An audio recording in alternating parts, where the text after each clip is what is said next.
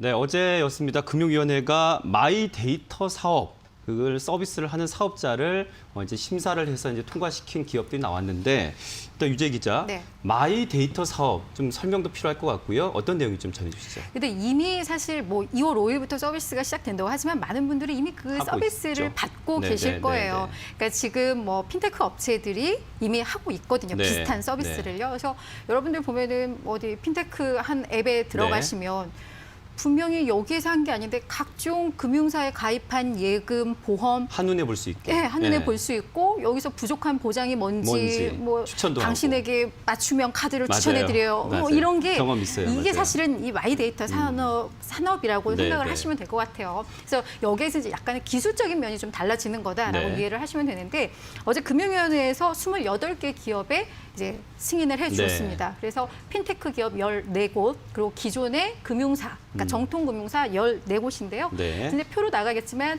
은행이 이제 5개사, 여전사라고 해서 이제 카드사하고 캐피탈사가 한 6개사, 네.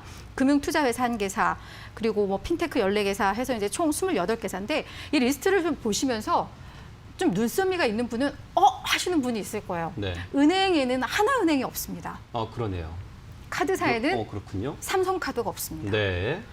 이들이 안 된 이유가 있는데요. 네. 마이데이터 주요 허가 요건을 보면은 뭐 최소 자본금 5억 원 이상이라는 요건도 있고 뭐 물적 시설이라고 해서 해킹 방지 시설이 잘 되어 있는지 뭐 사업 계획은 타당한지 뭐 여러 가지 요건이 있는데 그중에 이 대주주 적격성이라는 게 있는데 대부분 다 저 문제에서 걸러진 거거든요. 그러니까 삼성카드의 대주주가 삼성생명인데 네. 얼마 전에 금감원으로부터 뭐 안보험 미지급권으로 해서 기관 경고를 좀 받았어요. 그랬군요. 그러면서 네. 이제 삼성카드도 불가능해졌고 네. 하나금융 같은 경우에는 특혜성 대출로 시민단체가 지금 소송을 걸어놔가지고 네. 하나 계열사들이 다 포함이 안 된 겁니다. 네. 그래서 이제 그 이번 리스트에 빠져 있다라고 이해를 하시면 될 것 같고요. 네. 마이데이터 사업이 이제 본격화되면 이게 사실 선점 효과가 되게 커요. 그래서 이번에 승인이 안 됐는데 이미 통합 자산관리 서비스를 했던 기업들은 이제 하면 안 되거든요. 네. 그래서 그런 점에 있어서는 좀 말도 많고 한데 이게 계속해서 좀 개선해 나가면서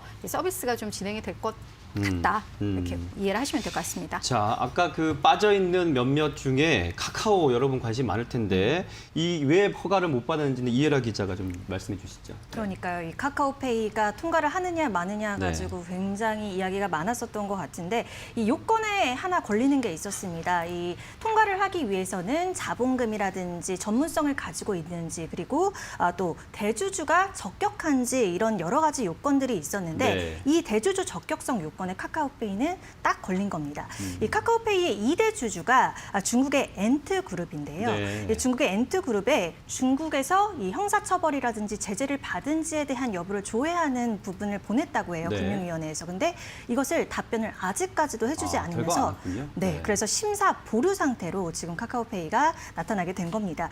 그래서 이 카카오페이는 지금 종합관리 서비스라는 것을 이미 하고 계실 거예요. 네. 자산관리 서비스가 다음 달 5일부터 중단할 위기에 처해진 건데요. 이 자산관리 서비스 통해서 통합 내역 조회라든지 보험 조회를 하시든지 뭐 차 관리라든지 나의 금융 리포트 이런 부분들을 이제 이용을 못 하시게 되는 건데요.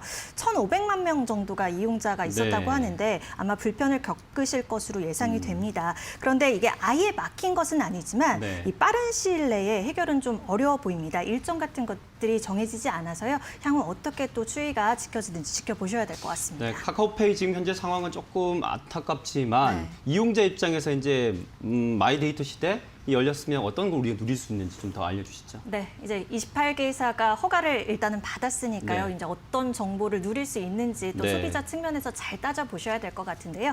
일단 한꺼번에 흩어진 신용 정보를 파악을 할 수가 있게 됩니다. 그렇기 때문에 한 번에 조회하면 또 낮은 수수료로 금융 정보들, 금융 상품들, 서비스들 같은 것들을 조회를 하면서 어쨌든 접근성이 좀 늘어날 수 있다. 이런 강점이 있고요. 또 상품 비교도 유리해질 수가 있고 또 금융 정보뿐만이 아니라 공공정보에 대해서도 접근하기가 쉬워집니다. 4대 보험료 납부 내역이나 국세, 지방세 같은 것들 손쉽게 수집 관리할 수 있다. 이런 편의성 측면이 조금 보완되고 강화된다라고 보시면 될 것 같고요.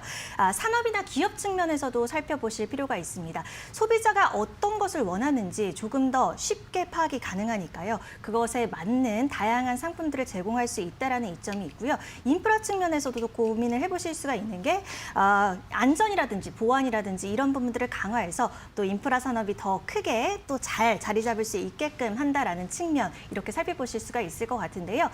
이 각 기업별로 이 마이데이터 좀 특화하는 분야들이 있습니다. 표로 만나보고 계시는데요. 네. 일단 신한은행에서는 앞서 CJ 올리브 네트워크스와 LG U+와 협업을 이야기를 했습니다. 금융이라든지 유통, 통신이 결합이 되면서 맞춤형 생활 정보를 제공하겠다 이렇게 얘기를 한 거고요. 네이버 쪽에서는 세무라든지 부동산 쪽에 매물 추천까지도 할 것으로 보입니다. 이 보맵은 이 보험 핀테크 기업인데 보험 보장 항목 비교를 넘어서서 생활 습관 정보를 결합한 이런 사전 예방 상품이라든지 이런 서비스를 확대하겠다 이렇게 이야기를 했습니다. 네. 자, 오늘도 이데일리 간판 세 분의 여기자분들과 함께했습니다. 수고하셨습니다. 고맙습니다.